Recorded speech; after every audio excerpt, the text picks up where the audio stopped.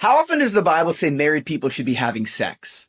Well, believe it or not, the scriptures actually tell you exactly how often you should be having sex if you're married in 1 Corinthians chapter 7, where it says this in verse 3, the husband should give to his wife her conjugal rights, and likewise the wife to her husband.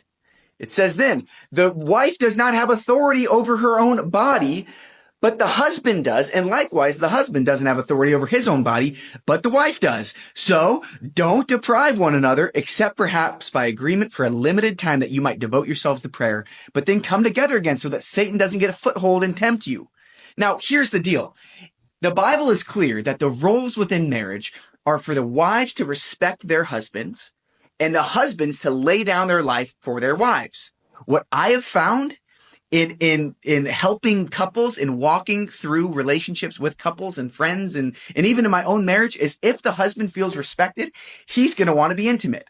If the wife feels loved, deeply loved, like you would go to the ends of the earth for her, that you would lay down your life for her, that you would lay down the remote, you would lay down your tone, you would lay down what you want to do that evening in favor of what she wants to do that evening, guess what? The sex is going to be great.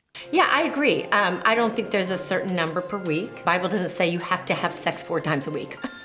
It's basically as much as you want to have sex. And again, it's about your arrangement with your spouse and what you are both agreed on.